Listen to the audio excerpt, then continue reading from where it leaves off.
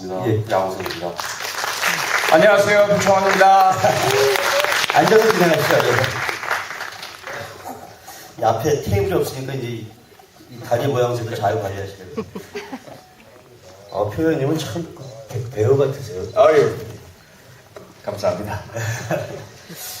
서두에 말씀드렸다시피 지금 그 연말 극장과 흥행무도가 굉장히 치열하게 돌아가고 있는데요. 이제 내일 신과 함께 개봉하고 또 1987 일주일에 개봉하는데 감독님 입장에서는 굉장히 또 긴장도 되고 물론 이제 영화에 대한 자신감은 충분히 있으시겠지만 뭐 계속 흘러가는 그런 흥행무도 속에서 여러 가지 또 좀 복잡한 마음도 있을 텐데 오늘 먼저 이제 관객분들께 인사 말씀 먼저 해주시죠. 예, 반갑습니다. 저 강철빈 연출한 양우성이라고 합니다. 예.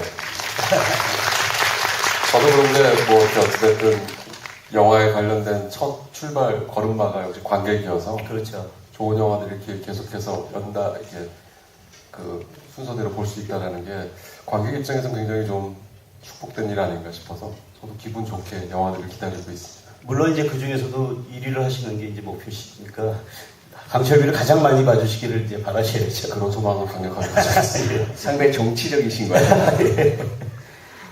표현님도 오늘 영화 처음 보셨죠? 네, 처음 봤습니다. 인사 말씀하고 또 오늘 그 보신 관람 소감도 좀 말씀해 주시죠. 네, 우선 제가 영화를 너무 좋아하는 건 다들 아시겠죠?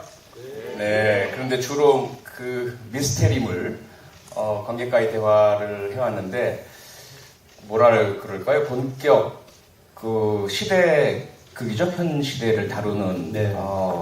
영화인데, 너무 압도당했어요. 사실은 이제 좀 전에 이 홍보사 관계자분이 저한테 영화 재밌었냐고 물어보시는데 저는 재미를 느낄 만한 여유가 전혀 없었어요. 너무 현 상황과 맞닿아 있고 마치도 실제 벌어질 것 같고 특히 초반에 그 1호가 넘어왔을 때 저는 빨리 이국정 교수한테 가야지 뭐 하는 거야.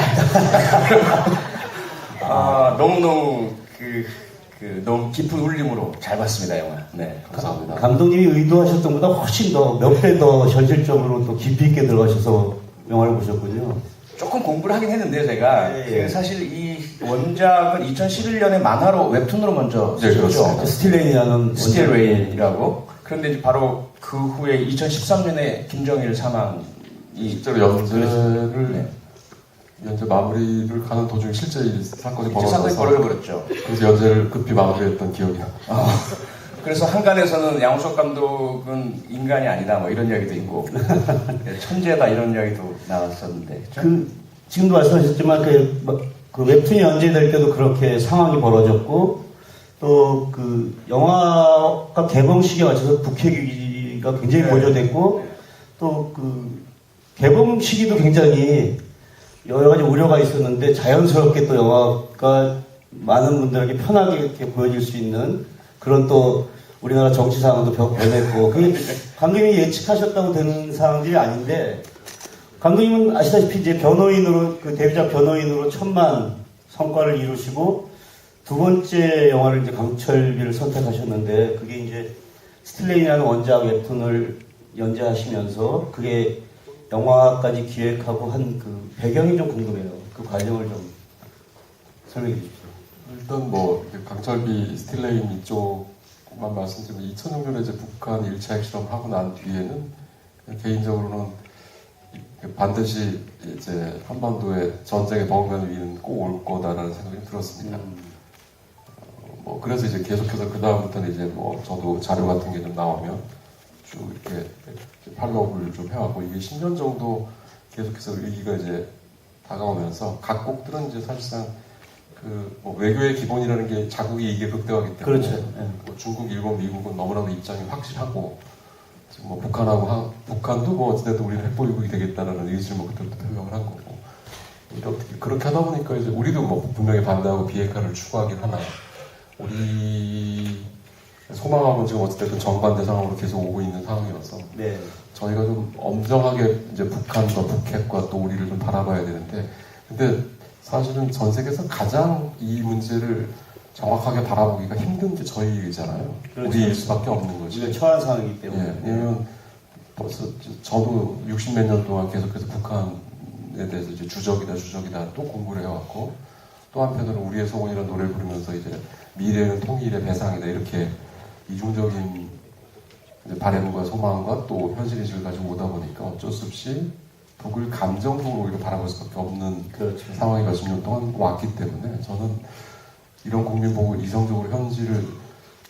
이렇게 계속 보고 계시라고 하는 것 자체가 힘든 상황이에요. 근데 문제는 그럼에도 불구하고 지금 너무나도 저희가 생각보다 큰 위기에 지금 봉착해 있는 건 사실이고 언론분들께서는 이제 그 작은 상황에 대해서 이 팩트를 정확하게 전달하시고 이렇게 하긴 하지만 이제 어쨌든 영화도 모든 이야기는 전 어느 정도의 저널의 측면은 조금씩 있다고 보기 때문에 네, 특히 뭐 이런 장르는 그렇죠. 네, 그래서 언론하고 상호적 관계로 조금 더 메타적이고 조금 더 거시적인 측면으로 같이 보면 좋겠다 그런 소망이 있어서 만들게 되었습니다. 하여튼 물론 이제 그 예측할 수 있는 여러 가지 그 요소들이 있는데 정확하게 하여튼 지금 말씀 들어보니까 이런 영화적으로 이걸 풀어야 될 시점 그게 정확하게 감독님 의중에 그 북핵위가 고조되는 상황이 분명히 올 것이고 근데 이제 변호인 때 사실 되게 곤혹을 많이 치르셨잖아요. 여러 가지 힘든 상황도 겪으셨는데 두 번째 영화도 사실은 좀 그런 그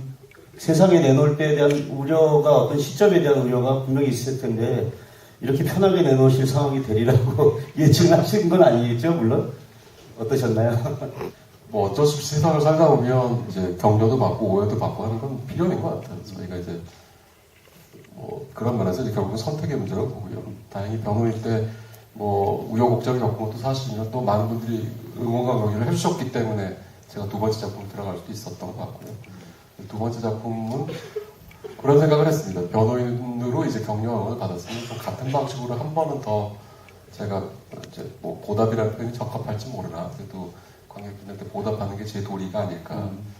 그래서 조금 그래도 변호인보다는 오해와 이런 것들 좀 적지 아니할까 싶었고 저도 아마 이 시기쯤은 한 번은 기회가 오지 않을까 뭐 그런 생각을 해보기로 했었습니다. 사실 뭐 오해의 소지는 거의 없는 게 영화적인 저는 이제 굉장히 재밌는 오락 영화를 보고 이게 이제 한반도 위기 상황이 지금 우리의 참 현실이 아니더라도 영화적인 설정상으로도 충분히 재미있고 잘 풀어내는 그런 소재라고 생각했는데 표현이 어제 트럼프가 이제 국가 안보 전략을 새로 발표했잖아요. 근데 군사적 대응을 좀 더 적극적으로 할 수 있는 방안으로 꼭 백악관에 혹시 영화를 보내셨나요?